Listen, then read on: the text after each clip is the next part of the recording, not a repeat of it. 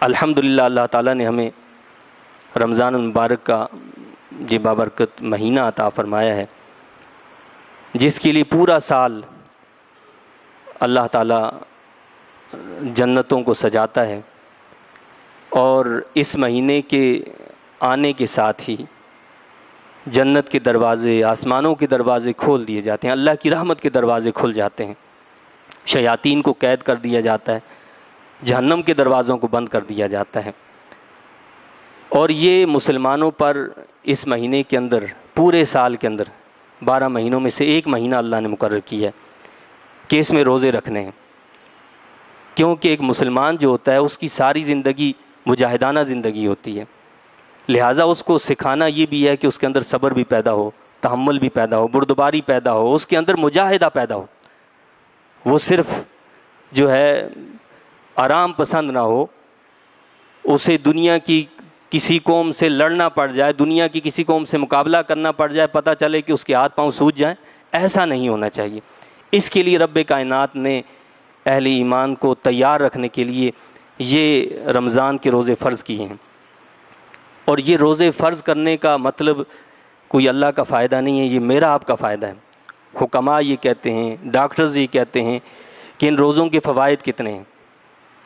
کہ انسان جب کھاتا رہتا ہے تو کھانے سے اس کے جسم کے اندر فاسد مادے پیدا ہو جاتے ہیں۔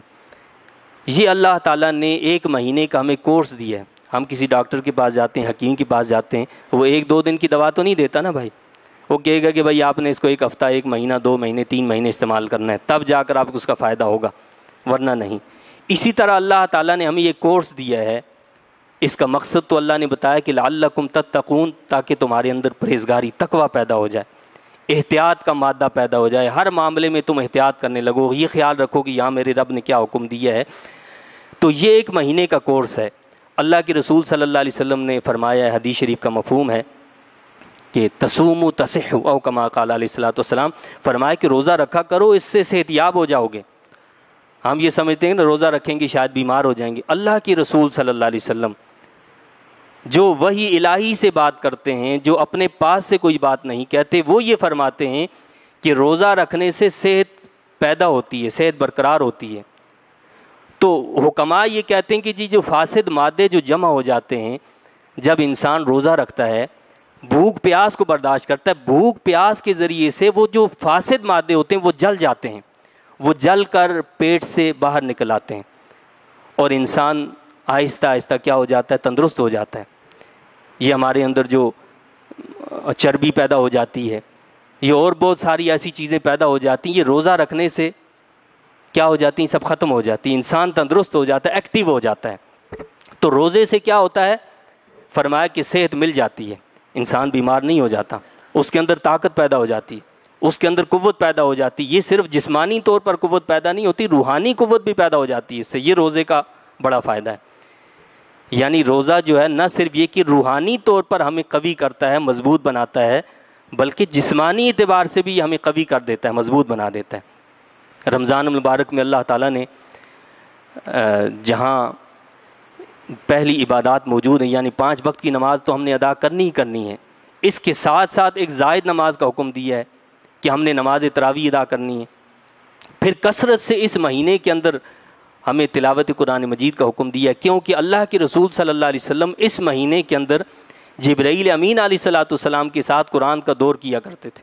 جبرائیل امین علیہ الصلوۃ والسلام آتے اور اللہ کے رسول صلی اللہ علیہ وسلم ان کے ساتھ دور فرمایا کرتے تھے۔ تو اس لیے ہمیں بھی حکم ہے کہ رمضان میں کثرت سے قرآن مجید کی تلاوت کرنی ہے، اور تراویح کا مقصد بھی یہی ہے کہ اس میں زیادہ سے زیادہ قرآن مجید کو پڑھا جائے، سنا جائے، اس کے حکمات کو سمجھا جائے۔ تو قرآن مجید کی تلاوت کرنی ہے۔ پھر روزہ افطار کرنے کی بڑی فضیلت بیان کی گئی ہے۔ حدیث شریف میں آتا ہے، حدیث پاک کا مفہوم ہے کہ جس نے کسی روزہ دار کو روزہ افطار کروایا، یہ روزہ افطار کرنا اس کے گناہوں کی بخشش کا ذریعہ بن جائے گا، اور اس کو اجر و ثواب بھی اتنا ملے گا جتنا روزہ رکھنے والے کو اجر و ثواب ملا ہے۔ جتنا روزہ رکھنے والے کو اجر و ثواب مل رہا ہے، اتنا ہی اجر و ثواب بھی ملے گا، اس کے گناہ بھی معاف ہو جائیں گے۔ صحابہ کرام نے عرض کی کہ یا رسول اللہ صلی اللہ علیہ وسلم، ہم میں سے ہر ایک کو یہ طاقت نہیں ہے کہ روزہ افطار کروائیں۔ انہوں نے یہ سمجھا کہ شاید اس کا مطلب یہ ہے کہ پیٹ بھر کر کسی کا روزہ افطار کروایا جائے، تو اللہ کے حبیب علیہ السلام نے ارشاد فرمایا یہ تو ایک کھجور سے بھی روزہ افطار جو کروائے گا اس کو بھی یہ اجر ملے گا، اور جس نے پانی کا ایک گلاس پانی پلا دیا اس سے اس کا افطار کروایا اس کو بھی وہ اجر و ثواب ملے گا، جس نے دودھ کے ذریعے سے دودھ پلا کر روزہ افطار کروا دیا اس کو بھی یہ اجر و ثواب ملے گا۔